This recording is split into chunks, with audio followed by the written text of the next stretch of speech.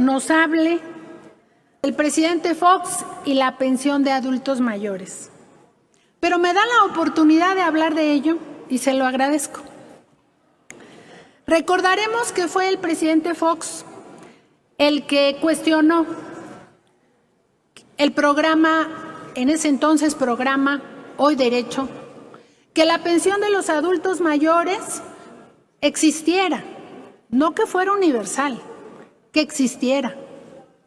Se decía en ese entonces que iba a traer como consecuencia el quebranto de las finanzas públicas.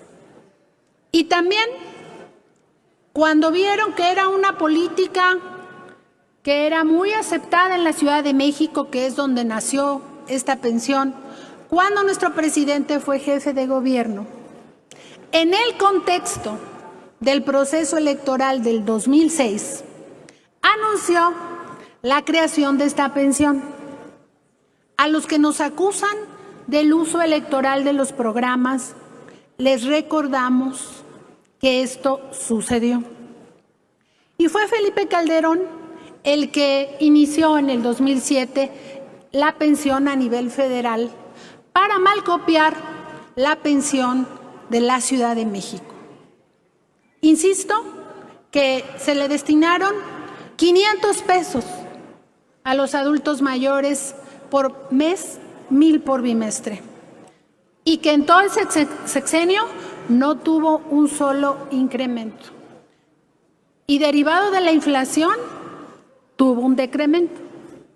Nosotros, desde el primer año que llegamos al gobierno, incrementamos el monto de la inflación en esta pensión. Y en el contexto de la pandemia, el presidente decidió incrementar el 25% para llegar a los 6,000 pesos, como ya lo hemos informado. Se excluyó a jubilados y pensionados. Insisto, porque ellos a lo largo de su vida habían construido una pensión de carácter contributivo, es decir, derivado de su trabajo. Y con ese argumento, el gobierno excluyó a los jubilados y pensionados.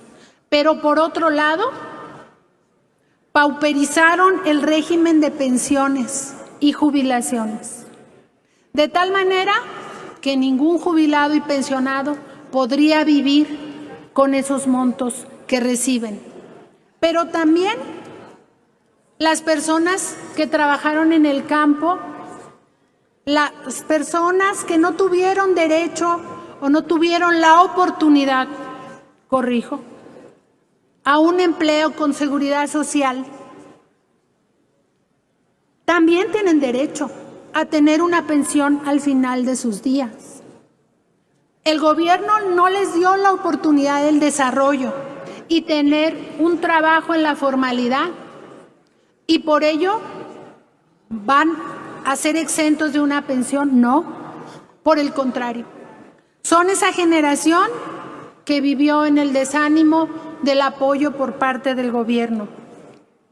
Tal vez lo que hoy duele es que quitamos las pensiones a los expresidentes y hoy nuestros adultos mayores más pobres gozan de una pensión.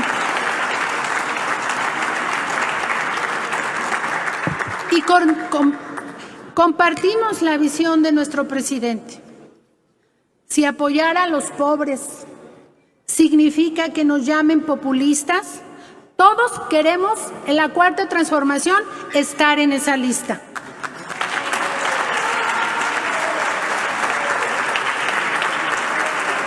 No somos iguales, porque nuestros principios son no mentir, no robar y fundamentalmente no traicionar al pueblo. Hemos caminado por la ruta del bienestar, construyendo derechos. Sabemos que debemos seguir fortaleciendo estas políticas. Eso nos lo dice la gente, nos lo dice el pueblo. Hoy los adultos mayores tienen la libre decisión de usar su pensión para lo que ellos decidan. Pero también en la reforma al artículo 4 constitucional se establece que el derecho universal a la salud es una obligación del Estado y el presidente y todo el gabinete de salud estamos trabajando para ello. Se ha avanzado en 3 estados para garantizar el derecho a la salud, de tal manera que todas y todos podremos acceder a este derecho universal. Hay que recordar que el desmantelamiento del sector salud para mercantilizar este derecho se hizo a lo largo de los 30 años del régimen neoliberal y que lo que hoy estamos haciendo es reconstruir a la nación. Y como primera estrategia es que el Estado recobre sus funciones de un Estado garante de derechos. El senador Fósil nos comenta sobre la participación de Sembrando Vida en los territorios. Sí se ha incrementado la producción en el campo. Por ejemplo, para este próximo año tendremos el 25% de incremento de producción de cacao.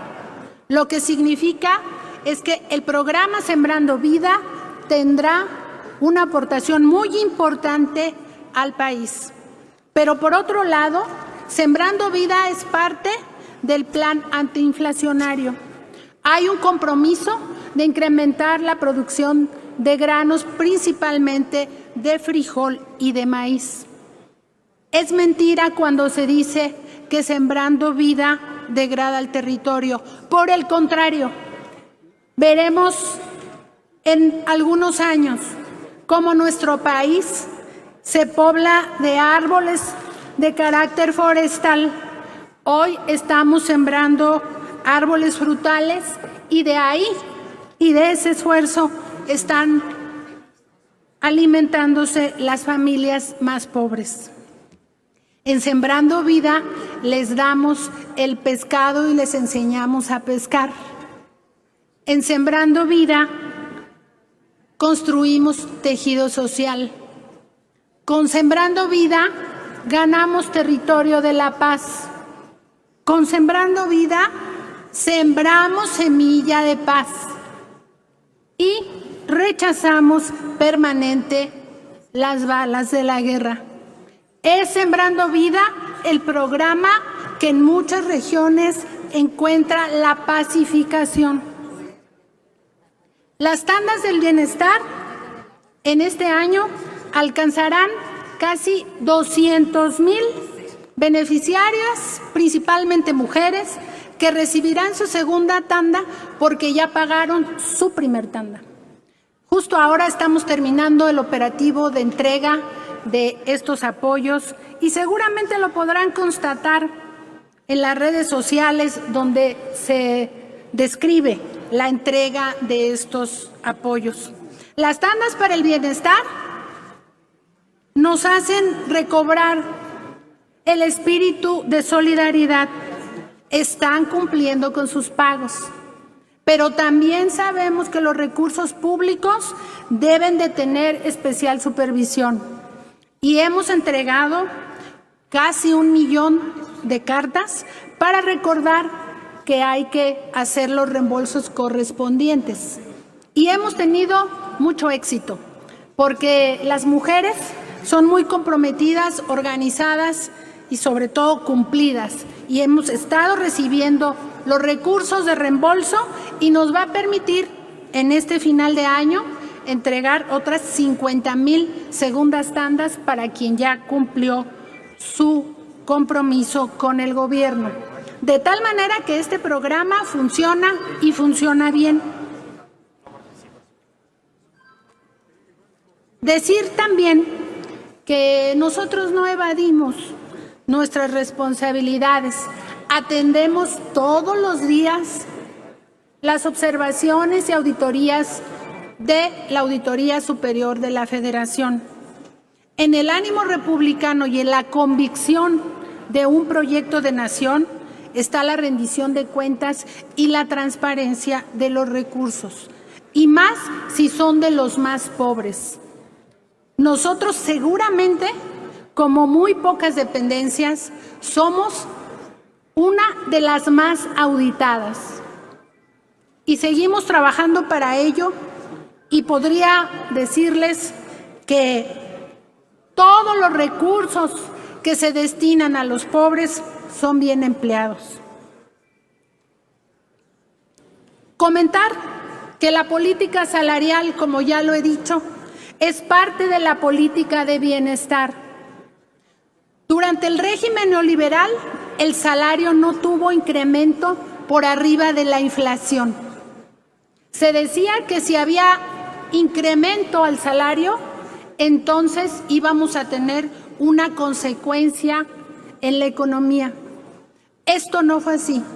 A partir del 2019, el señor presidente anunció una política de aumentos salariales para reconocer el trabajo de las mujeres y los hombres que todos los días salen en la búsqueda del ingreso familiar. En la frontera norte se duplicó el monto del salario. Y posteriormente, en todos los años que llevamos de gobierno, que son 4, ha habido una política de incrementos. Hoy tenemos un poder adquisitivo superior al 63%. De esta manera, la política salarial coadyuva con toda la estrategia de bienestar.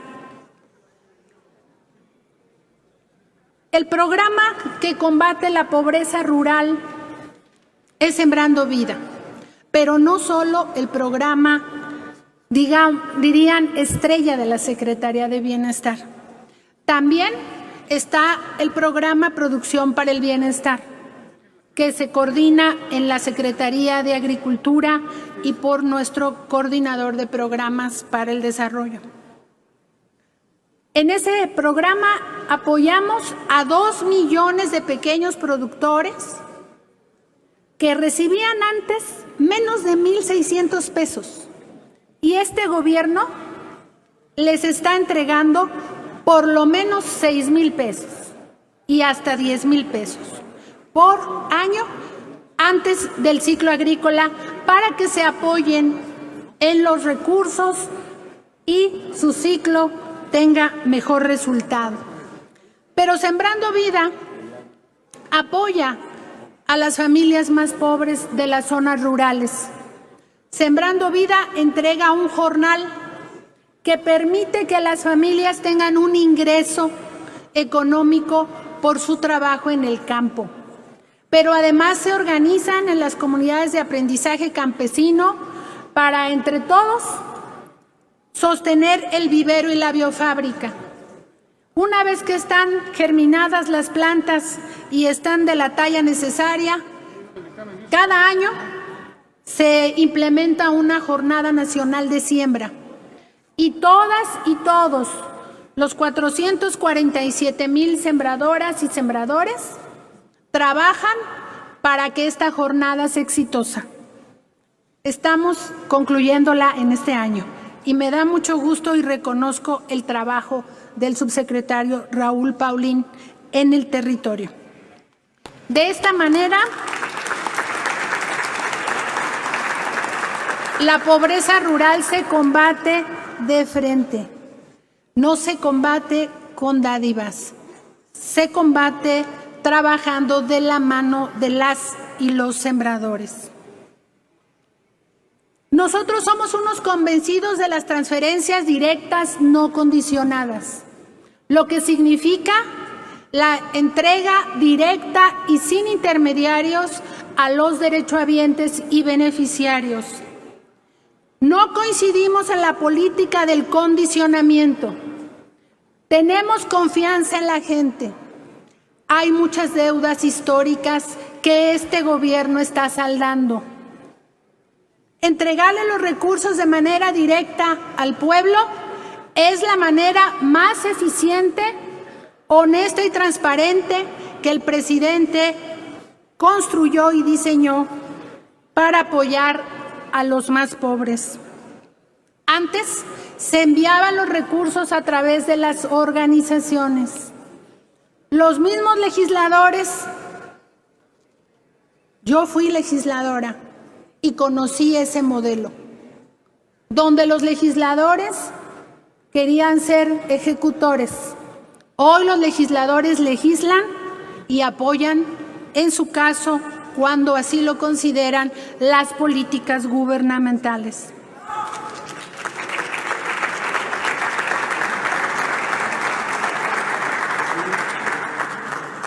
Nunca pensé que desde Movimiento Ciudadano se dijera que se apoyaría la idea de Prospera. Me sorprende, pero qué bueno escucharlo.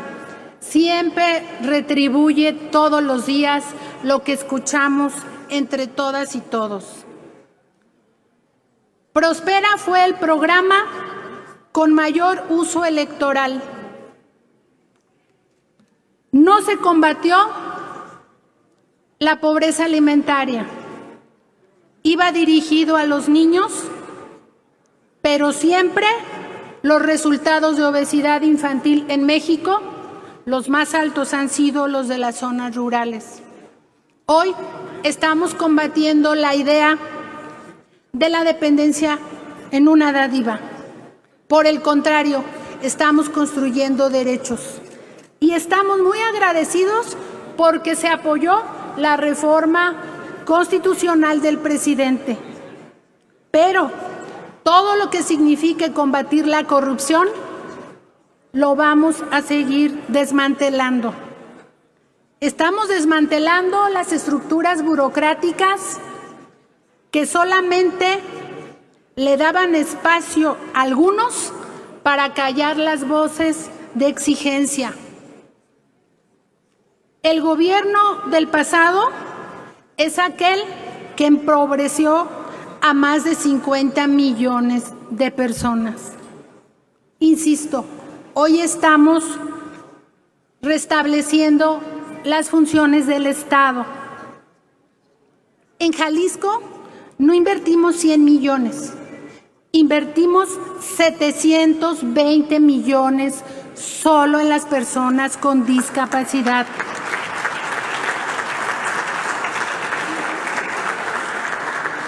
Pero a diferencia, nosotros reconocemos los esfuerzos del gobierno del Estado de Jalisco. Agradezco y reconozco la postura del diputado Mario Zamora, del senador, discúlpeme, que aquí todavía se mantiene en la cita. Coincido que la política de bienestar no es de una sola persona. Coincidimos de que la política de bienestar es eso, una política de Estado. Coincido en que debemos seguir reforzando y mejorando nuestro trabajo. La lucha contra la corrupción se debe dar en todos los ámbitos y, si es necesario, en los programas sociales también. Nosotros nos mantenemos vigilantes de que los programas lleguen a las personas. Todos los días nos mantenemos activos y en la operación. No somos funcionarios de escritorio, somos funcionarios de territorio. Y coincido con usted, senador, en que hay que ajustar en la ley algunos temas del país. Por ejemplo, la supervisión en la ejecución de los recursos. Nosotros tenemos la función de la planeación, de la supervisión de la planeación, pero no de la ejecución de los recursos. Lo tiene la Auditoría Superior de la Federación. Y también tenemos propuesta para poder ajustar la ley y que eso nos permita mejorar la aplicación del fondo. El fondo es un derecho de estados y municipios. Como parte, integra las participaciones federales del ramo 33. Nos da gusto saber que hay esta buena opinión para poder hacer estos ajustes. Senadora Estrella Rojas, su partido votó en contra de las pensiones de los adultos mayores en la Cámara de Diputados. Pero eso quizás sea lo menos importante si hoy le están llegando las pensiones a los adultos mayores.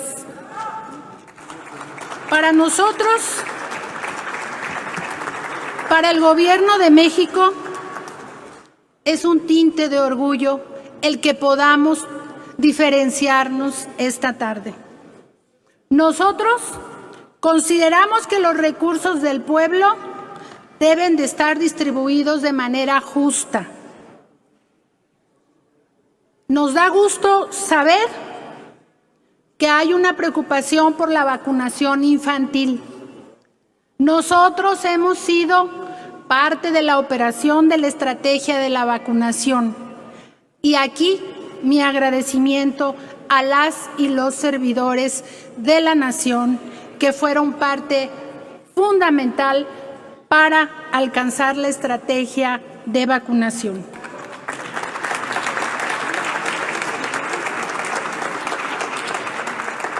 Hay todos los recursos necesarios para que la estrategia de vacunación infantil se concluya. De hecho, en algunos estados ya estamos poniendo la segunda dosis y estamos avanzando muy bien. En la pandemia le dimos prioridad a los más vulnerables, a nuestros queridos adultos mayores. En la pandemia vivimos una situación crítica, pero este gobierno se volcó a apoyar a los más pobres.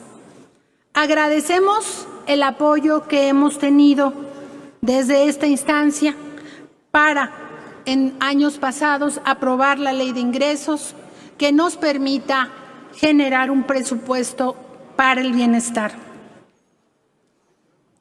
Al senador Ovidio Peralta le comento que el Banco del Bienestar es la estrategia después de la consolidación de los programas más importante para los beneficiarios y derechohabientes, porque vamos a bancarizar a 8 millones de beneficiarios y derechohabientes que ya no tendrán que tener trato con el gobierno, porque ya será su derecho, porque entregando su tarjeta, ellos van a ser receptores de sus pensiones y sus programas bimestralmente.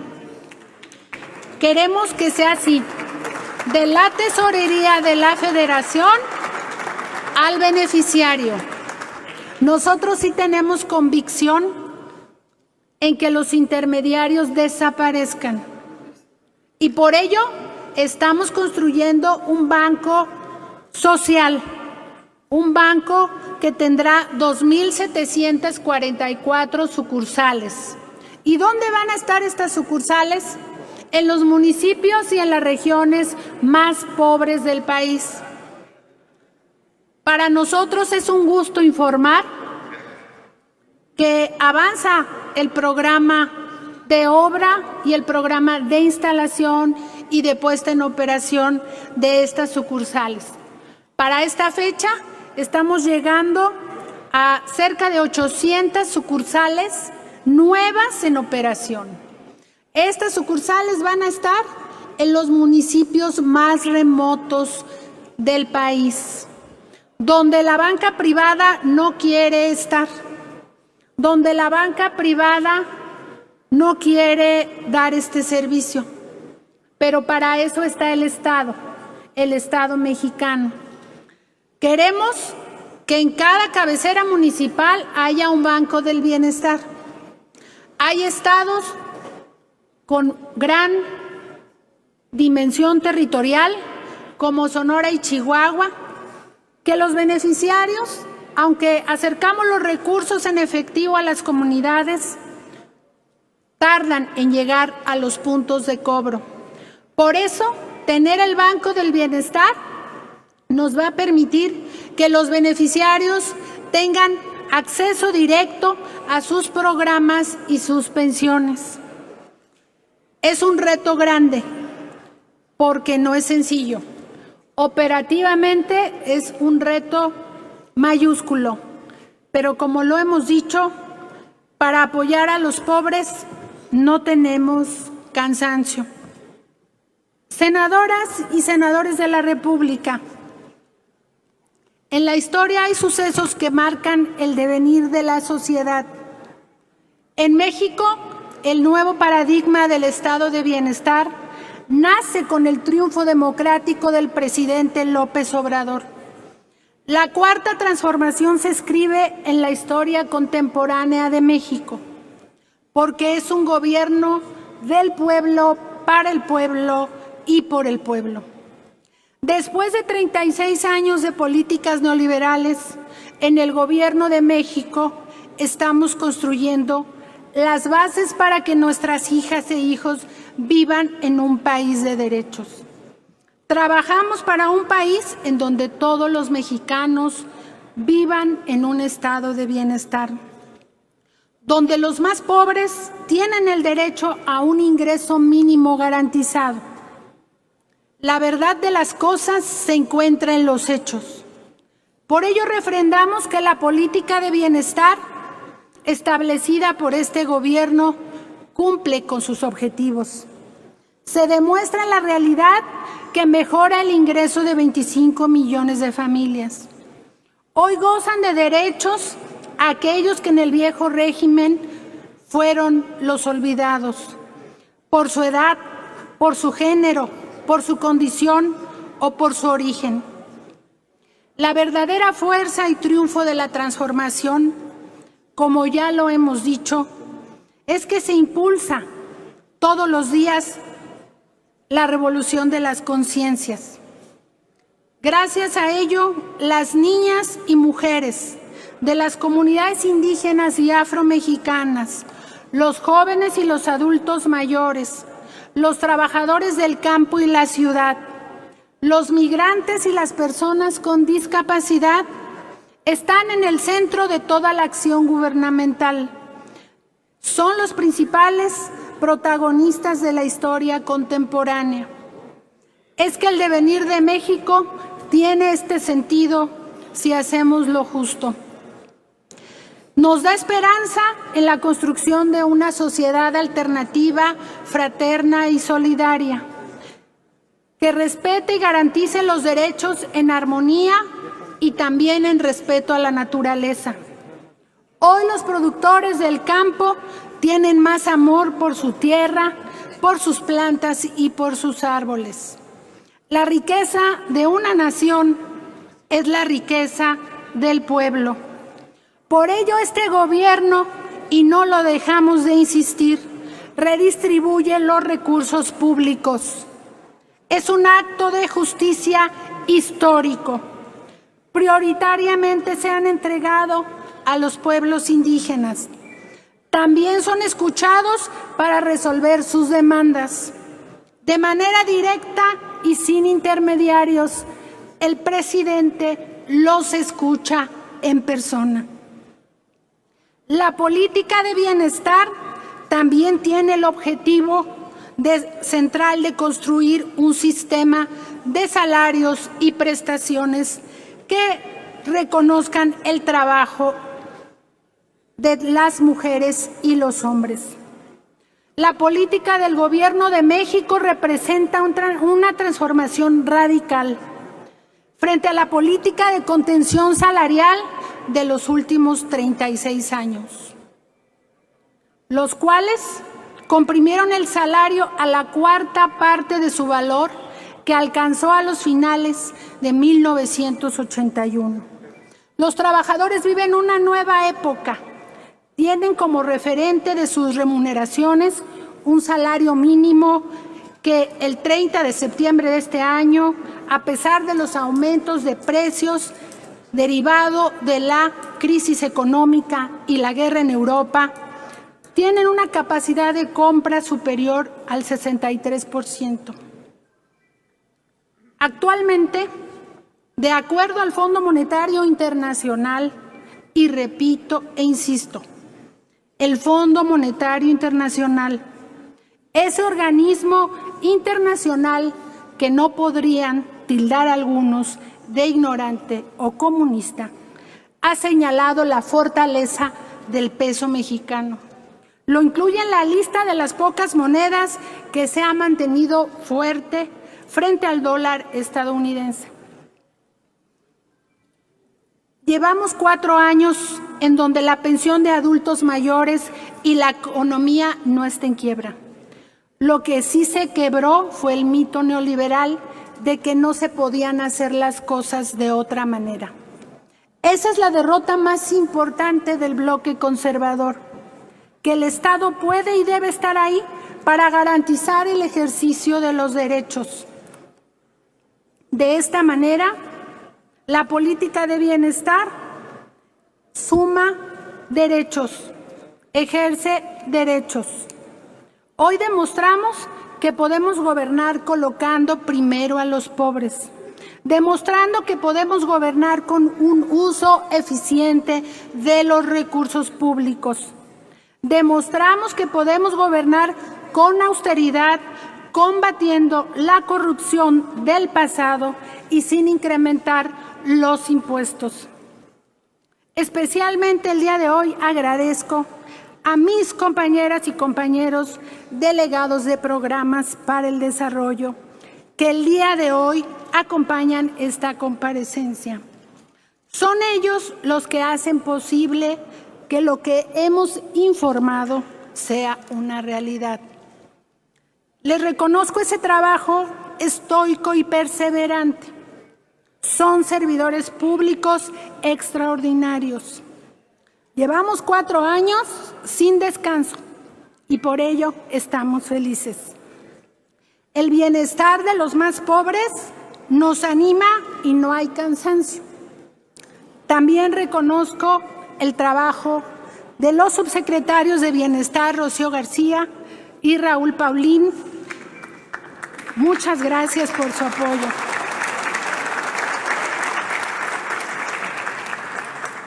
Y también de mi amigo y compañero, el licenciado Carlos Torres Rosas, coordinador de los programas de bienestar de la Presidencia de la República. Así también reconozco el trabajo de los coordinadores de los programas para el bienestar que el día de hoy también nos acompañan. Los programas de bienestar son el corazón de la Cuarta Transformación.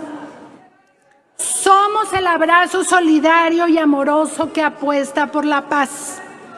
El abrazo que cobija y construye derechos para los más pobres. La construcción del estado de bienestar es la ruta de la transformación. En este gobierno tenemos la responsabilidad histórica de reivindicar el papel de los ciudadanos. La responsabilidad de ser nuevamente el eje rector de toda la política pública. 4 años son el comienzo. Es el tiempo de un México con esperanza. Es el tiempo de un México con justicia. Es el tiempo de un México fraterno, humanista y con bienestar. Por la felicidad de todos, primero los pobres. Muchas gracias.